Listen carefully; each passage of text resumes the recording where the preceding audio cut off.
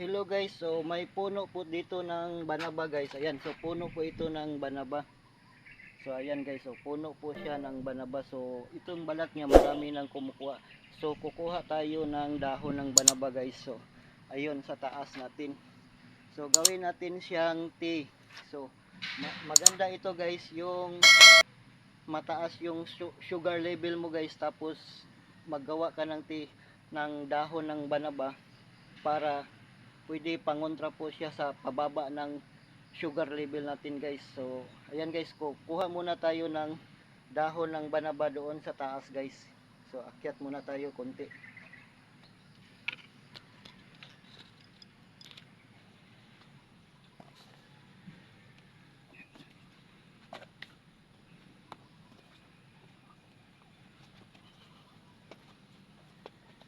So ito guys, ito po yung dahon ng banaba.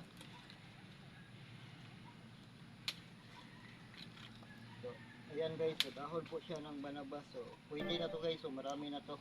So bali gawin lang natin itong tea. Pakuluin lang natin ito sa tubig guys, tapos ilalagay natin sa malalaking lagayan kagaya ng mineral or yung malaking mineral. Gawin natin siyang tea. Tapos ito guys, pag maganda ito inumin guys tuwing umaga guys, yung bagong gising natin.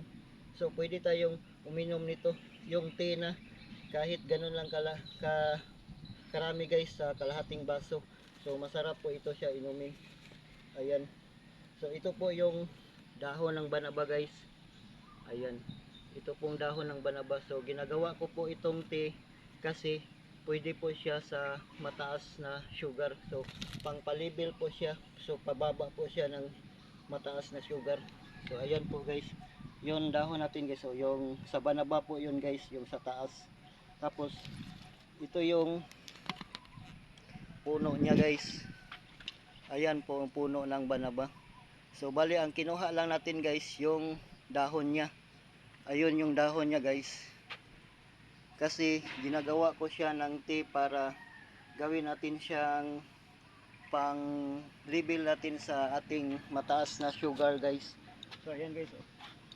So ito na po yung nakuha ko guys. Ayan. Ang gawin natin ito, so pakuluan lang natin siya. Tapos ilagay natin siya sa yung may mineral kayo. So pwede ito dalawang pakulo po ito guys. So isa, so tapos bali dalawa para marami pa kayong magawa na tea, para hindi masayang yung dahon. Ayan guys, para hindi masayang yung dahon. Tapos ilagay natin sa lalagyan ng yung malaki guys, para hindi tayo maubusan agad.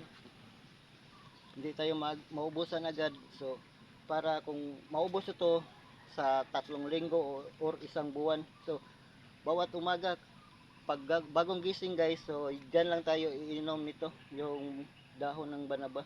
So lagain muna natin, pakuluan bagong gising guys. So maganda guys, sa bagong gising yung inom lang kayo ng kalahating baso. Ayun guys, yung kalahating baso inom lang kayo. Tapos ayun, wag muna kayong kakain pag uminom nito. Maganda yun guys.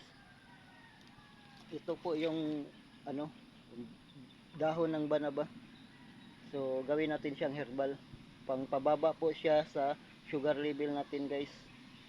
Ayan, so paki-subscribe naman sa ating YouTube channel guys. Ayan.